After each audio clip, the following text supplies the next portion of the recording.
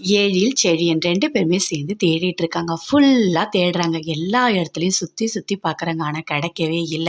என்ன பண்றதுன்னே எனக்கு தெரியல. அமிர்தா எப்படி கஷ்டப்பட்டுட்டு இருக்காளோ அப்படின்னு சொல்லிட்டு எழில் பயங்கரமா ஃபீல் பண்ணிட்டு இருக்காரு. அப்ப கரெக்ட்டா ஃபோன் பண்றாரு பழனிச்சாமி. அந்த காரோட ஓனர் யாருன்னு நான் கண்டுபிடிச்சிட்டேன்ப்பா அப்படின்னு சொல்றாரு. அப்படியா சரி சொல்லுங்க அப்படின்னு சொல்றாரு. அத கேட்டுட்டு அந்த வீட்டுக்கு போறாங்க. போயிட்டு யார் நீங்க அப்படின்னு சொல்லிட்டு அவங்க கேட்குறாங்க. இல்ல இந்த கார் வந்து உங்களோடது தானா அப்படின்னு சொல்லிட்டு எழில் கேட்குறாரு. ஆமா, இது எங்க கார் தான். இது எங்களோட பழைய கார். இத நாங்க வித்துட்டோம். சரி யார்கிட்ட குடுத்தேன்னு ஏதாவது ஞாபகம் இருக்கா? அப்படின்னு சொல்லிட்டு எழில் கேட்கிறாரு. இல்ல எனக்கு ஞாபகம் இல்ல அப்படின்னு சொல்றாங்க. யார்ட்ட கேட்டாவது வந்து சொல்லுங்க அப்படின்னு சொல்லிட்டு எழில் சொல்றாரு. உள்ள போயிட்டு கேட்டு வராங்க. இது வந்து பழைய கார். நாங்க செல்வம்ன்றவங்க கிட்ட குடுத்தோம். அவரும் இன்னும் வித்துட்டாராம் அப்படின்னு சொல்றாங்க. இப்ப என்ன பண்றதுன்னே தெரியலையே. எனக்கு இருந்த ஒரே நம்பிக்கையும் போயிடுச்சு அப்படின்னு சொல்லிட்டு எழில் பயங்கரமா ஃபீல் பண்ணிட்டு இருக்காரு. இந்தா தண்ணிய குடி ஃபர்ஸ்ட்டு. கண்டிப்பா அமிர்தா கிடைப்பாங்க அப்படின்னு சொல்றாரு. செழியன் தண்ணிய குடிக்கிறாரு. எப்படியாவது கண்டுபிடிக்கணுமே, என்ன பண்றதுன்னு தெரியலையே அப்படின்னு சொல்லிட்டு பயங்கரமா ஃபீல் பண்ணிட்டு இருக்காங்க 2 பேருமே. அமிர்தா எப்படியாச்சும் கதவ திறந்து ஓப்பன் பண்ணி வெளிய போயிடணும்னு சொல்லிட்டு சுத்தி சுத்தி டோர ஓப்பன் பண்றாங்க. ஒரே ஒரு டோர் மட்டும் ஓப்பன் ஆயிடுச்சு. அப்படியே பார்க்குறாங்க. ரொம்ப சந்தோஷப்படுறாங்க. அப்பா கதவு திறந்துடுச்சே அப்படின்னு சொல்லிட்டு. பார்த்தாங்க கணேஷ் அழகா பட்டு, வேட்டி, ஷர்ட் எல்லாமே போட்டு நிக்கிறாரு. பேக் வேற கையில வச்சுட்ருக்காரு. "என்ன அமிர்தா, என்ன எனக்காக நீ ஆவலா எதிர்பார்த்துட்டு இருக்கியா?" அப்படின்னு சொல்லிட்டு கிட்ட வராரு. "என்ன அமிர்தா நான் அழகா இருக்கனா?" அப்படின்னு சொல்லிட்டு கேட்குறாரு. அப்படியே ஒரு மாதிரி பார்க்குறாங்க.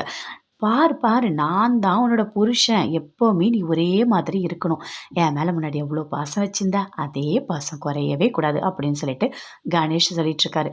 "இந்த பையில மாலை இருக்கு, புடவ இருக்கு, பாப்பாக்கு ட்ரெஸ் இருக்கு. எல்லாமே நீ போய் சேஞ்ச் பண்ணிட்டு வா. நமக்கு இப்போ கல்யாணம். ஐயர் கூட வந்துட்டாரு பாத்தியா?" அப்படின்னு சொல்லிட்டு கணேஷ் சொல்றாரு. அவரு "நான் தான் கட்டாயப்படுத்தி கூட்டிட்டு வந்தேன்" அப்படின்னு. "ஐயோ! கடவுளே என்ன நடக்குது இங்க?" அப்படின்னு சொல்லிட்டு ஐயர் சொல்றாரு. "இங்க பாருங்க, இவரு என்ன கட்டாயப்படுத்தி கல்யாணம் பண்றாரு" அப்படின்னு சொல்லிட்டு அமிர்தா சொல்றாங்க ஐயர்கிட்ட. "தயவு செய்து என்ன இவர்கிட்ட இருந்து காப்பாத்துங்கன்னு." "நீ ஏம்மா ஐயர கையெடுத்து கும்பிடுற? அவரையும் உன்ன மாதிரி தான் நான் கூட்டிட்டு வந்திருக்கேன். அவரெல்லாம் உனக்கு ஹெல்ப் பண்ணவே முடியாது" அப்படின்னு சொல்லிட்டு கணேஷ் சொல்றாரு. அப்படியே பார்க்குறாரு. "சரி போ, போ டைம் ஆகுது. போ, போ புடவ மாத்திட்டு வா" அப்படின்னு சொல்லிட்டு குடுக்குறாரு. தூக்கி அடிக்கிறாங்க. "எவ்ளோ தைரியம் இருந்தா நமக்கு கல்யாணம்னா புடவைய தூக்கி அடிக்கிற நீ?" அப்படின்னு சொல்லிட்டு தவடையிலே 2 போடுறாரு. "போ, இன்னும் கொஞ்ச நேரம் நான் சொல்ற பேச்ச நீ கேட்கல, அப்புறம் நான் என்ன பண்ணுவேன்னு எனக்கே தெரியாது. கொஞ்சம் கூட பாவமே பார்க்க மாட்டேன். உன்னையும் குழந்தை எல்லாரையுமே சாகடிச்சு போட்டுருவேன். அப்படி எனக்கு கிடைக்காதது யாருக்குமே கிடைக்கக்கூடாது." அப்படின்னு சொல்லிட்டு கணேஷ் சொல்றாரு. அத கேட்டோனே பயங்கரமா ஷாக் ஆகுறாங்க அமிர்தா. சரி என்ன பண்றது? வேற வழியே கிடையாது அப்படின்னு சொல்லிட்டு அந்த புடவையெல்லாம் எடுத்துட்டு உள்ள போறாங்க. போயிட்டு ட்ரெஸ் எல்லாம் மாத்திட்டாங்க. "என்ன அமிர்தா வா சீக்கிரம் வா! உனக்காக நான் வெயிட் பண்ணிட்டுருக்கேன்" அப்படின்னு சொல்லிட்டு கணேஷ் சொல்றாரு. ஆனா உள்ள தாப்பால் திறக்கவே இல்ல. உள்ளயே உட்காந்துட்டு பயங்கரமா அழறாங்க. "ஐயோ கடவுளே! என்ன காப்பாத்த யாருமே இல்லையா? குழந்தை உன்னையும் சேர்த்து நான் கூட்டிட்டு வந்துட்டேன் நிலா பாப்பா" அப்படின்னு சொல்லிட்டு ஃபீல் பண்ணிட்டு அழறாங்க. "என்னம்மா அமிர்தா பண்ணிட்டுருக்க? இவ்ளோ நேரம் ஆகுது. சீக்கிரம் வா! டைம் ஆகுதுல்ல கரெக்டான டைம்ல நம்ம முகூர்த்தம் நடக்கணும். வா" அப்படின்னு சொல்லிட்டு கூப்பிடுறாரு. அப்பயும் அமிர்தா கதவு திறக்கவே இல்ல. இன்னொரு வாட்டியும் கூப்பிடுறாரு. "வா டைம் ஆகுது" அப்படின்னு சொல்லிட்டு டென்ஷனா நடக்குறாரு. அமிர்தா வேற வழியே இல்லாம கதவ திறந்துட்டு அப்படியே வராங்க. வந்தோனே "என்ன அழகு! ஐயோ! ஐயோ! ஐயோ! சூப்பரா இருக்கு. அப்படியே தேவதை மாதிரி இருக்க" அப்படின்னு சொல்றாரு. ஆனா ஏதோ ஒண்ணு மிஸ் ஆகுதே அப்படின்னு கணேஷ் சொல்றாரு. "சரி இரு இரு வரேன்" அப்படின்னு சொல்லிட்டு போயிட்டு மல்லிகைப்பூ எடுத்துட்டு வர்றாரு. ஒரு 3 முழம் மல்லிகைப்பூ குடுக்குறாரு. "இந்தா வச்சுக்கோ. இரு நான் வச்சு விடவா உனக்கு?" அப்படின்னு சொல்லிட்டு கணேஷ் சொல்றாரு. "இல்ல இல்ல வேண்டாம்" அப்படின்னு சொல்லிட்டு அமிர்தா சொல்றாங்க. "சரி இந்தா நீயே வச்சுக்கோ. பாப்பாவ என்கிட்ட குடு" அப்படின்னு சொல்லிட்டு நிலா பாப்பா வாங்கிக்கினாரு. பூவ குடுக்குறாரு. "உனக்கு பாரு ஸ்லைடு பின்லாம் கூட வாங்கிட்டு வந்திருக்கேன். எவ்ளோ பாசம் வச்சிருக்கேன் பாத்தியா நானு?" அப்படின்னு சொல்றாரு. அந்த பூ எல்லாத்தையுமே அமிர்தா அப்படியே தலையில வச்சுக்கிறாங்க. "அப்பா! இப்பதான் சூப்பரா இருக்க நீ. பூ மட்டும் தான் உனக்கு மிஸ் ஆச்சு. ரொம்ப நல்லா இருக்க" அப்படின்னு சொல்றாரு. "இதெல்லாம் பண்ணாதீங்க. எனக்கு இந்த கல்யாணம்லாம் வேண்டாம்" அப்படின்னு சொல்லிட்டு அமிர்தா சொல்றாங்க. பாவத்தெல்லாம் பண்ணாதப்பா" அப்படின்னு ஐயர் சொல்றாரு.